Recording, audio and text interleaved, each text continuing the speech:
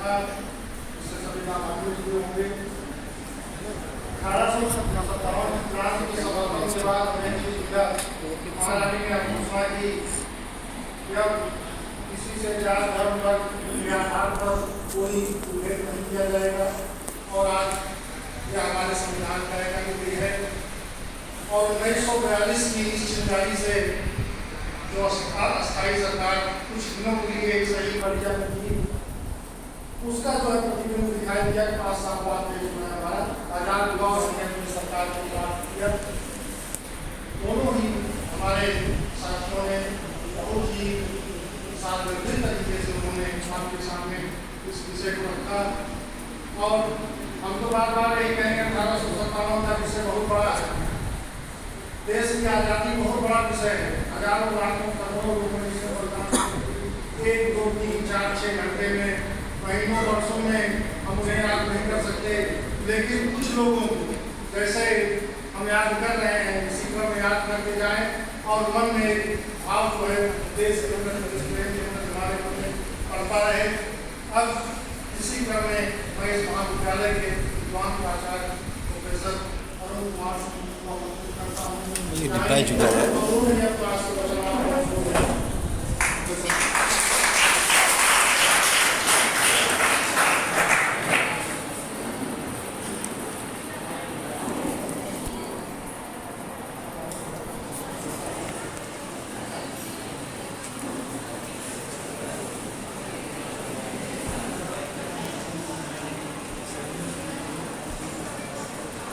2 minute शांत रहिए आप लोग, बस ज़्यादा नहीं है। हम समझ रहे हैं कि आप लोग थक गए हैं।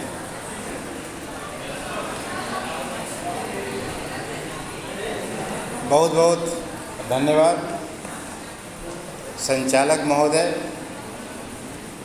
इस कार्यक्रम जो अमृत महोत्सव के अंतर्गत आयोजित है उसके संयोजक इतिहास विभाग के अध्यक्ष डॉक्टर मनोज कुमार सिंह जी, यहाँ उपस्थित राजनीति शास्त्र विभाग के विभागाध्यक्ष प्रोफेसर जय कुमार मिश्र जी, डॉक्टर राजेश कुमार सिंह जी, शारीरिक शिक्षा के डॉक्टर एसपी सिंह जी, विभिन्न समितियों के हमारे संयोजक, मिशन शक्ति की संयोजक डॉक्टर सीमा सिंह जी, बालिका हेल्थ क्लब की संयोजक डॉक्टर कल्पना जी, यहाँ उपस्थित हमारे सम्मानित प्राध्यापक बंधु अजय कुमार जी, रमेश जी, प्रतिराम जी, गिरीश मणि त्रिपाठी जी, प्रिय छात्र और छात्राओं, आज हम लोग अमृत महोत्सव के अंतर्गत अपने 2 अमर सपूत मंगल पांडे और चित्तू पांडे जी की शहादत का स्मरण करने के लिए एकत्रित हुए हैं। हमारे दोनों विद्वान वक्ताओं ने इतना आपको बता दिया है कि अगर मैं चाहूँ भी तो आपको कुछ नहीं बता सकता उससे ज़्यादा। मैं बधाई देता हूँ अपने वक्ताओं को कि जिन्होंने बड़े ही परिश्रम से और बहुत रिसर्च करके वो सब कुछ ढूंढ करके आपको बताया जो शायद कहीं उपलब्ध है। मैं अपनी तरफ से अपने वक्ताओं को आप लोगों की तरफ से भी धन्यवाद देता हूँ इस परिश्रम और एक सफल प्रयास के साथ अपनी बात प्रस्तुत करने के लिए।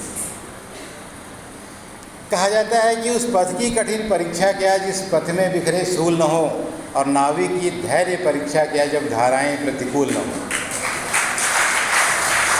तो 2 ही लोग याद किए जाते हैं पूरे दुनिया में, या तो आप कुछ नया कर लीजिए, you should have capacity to initiate, पहल कर लीजिए, या यूँ कहिए कि अपने को ऑफर कर दीजिए कि साहब मैं ही करूँगा इसको। और दूसरा वो लोग याद किए जाते हैं जिन्होंने काम को थोड़ा अलग ढंग से कर लिया। बाकी धारा पर तो दुनिया चलती रहती है, कोई पूछता उसका नहीं है। तो अगर चाहते हैं कि इतिहास बने तो 2 में से एक काम करना पड़ेगा। वह काम करना पड़ेगा जिसको किसी ने नहीं किया, या यह वह काम करना पड़ेगा जिस तरह से लोगों ने नहीं किया। तो हमारे अमर शहीदों ने ऐसा ही किया। करोड़ों की आबादी अंग्रेज़ों की गुलामी कर रही थी और सैकड़ों साल से कर रही थी, और उस ढर्रे पर पता नहीं कितने लोग चल रहे थे और बहुत लोग यह भी कह रहे थे कि बहुत अच्छा है, ये ठीक है। लेकिन उसी में कुछ लोगों को वह बर्दाश्त नहीं हुआ। कुछ लोगों को लगा कि यह जो चल रहा है वो ठीक नहीं चल रहा है। तो बाकी लोगों ने क्या किया आपने बहुत विस्तार से सुना। लेकिन ऐसे कार्यक्रम आयोजित करने का उद्देश्य सिर्फ ये होता है कि हम उनके बलिदान को याद करें, हम उनके प्रति सम्मान व्यक्त करें, हम उनका अनुकरण करें, हम जीवन में उनसे सीखें। और निश्चित रूप से आज अगर हम आप खुली हवा में सांस ले पा रहे हैं तो निश्चित रूप से ऐसे ही लोगों के बलिदान का परिणाम है। और आप अच्छे से जानते हैं कि स्वतंत्र होना ही अपने आप में दुनिया में सबसे बड़ी उपलब्धि है, और कुछ आपके पास रहे चाहे ना रहे। पराधीन सपने और सुख नहीं। आपको सब कुछ दुनिया की सारी सुख सुविधाएं, सोना चांदी गाड़ी घोड़ा सब दे करके, और इसी राजा हरपाल सिंह महाविद्यालय के कैंपस में ताला लगा गेट में बंद कर दिया जाए, कहा जाए खबरदार निकलना नहीं है। कैसा लगेगा? कितने लोगों को अच्छा लगेगा? हाँ, 2-4 दिन अच्छा लग सकता है निश्चित रूप से, लेकिन 4-6 दिन के बाद आप सोचेंगे कि अपने घर में अपने मन से रहे होते, भले बिना खाए रहे होते, एक मीटिंग तो ठीक था, यहाँ ठीक नहीं है। तो आज आपने बहुत बड़ी संख्या में उपस्थित रह करके इस कार्यक्रम को सफल बनाया। इस कार्यक्रम का आयोजन करने के लिए आयोजन मंडल को, आपको सक्रिय सहभागिता करने के लिए आप सबको मैं अपनी तरफ से, महाविद्यालय की तरफ से धन्यवाद देता हूं। और आपसे निवेदन करता हूं, खास करके छात्रों से, कि कैंपस में आप ऐसा रहिए, बलिदान भले मत दीजिए देश के लिए जा कर के, वो अलग बात है, कम से कम ऐसा ज़रूर रहिए कि समस्या मत पैदा करिए। आप दूसरे को बताइए कैसे रहा जाता है।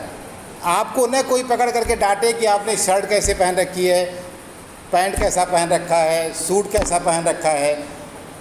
अब आप इतने बड़े हो गए हैं कि आपको रोज़ रोज़ टोका जाना अच्छा नहीं लगता, आपसे सख्ती किया जाए वह भी ठीक नहीं लगता। आप अपने से ही ठीक रहें, दूसरे को आप ठीक करें। कोई ऐसा व्यवहार न करें जो महाविद्यालय की गरिमा को तार तार करता हो या आपके व्यवहार में आपको खराब सिद्ध करता हो।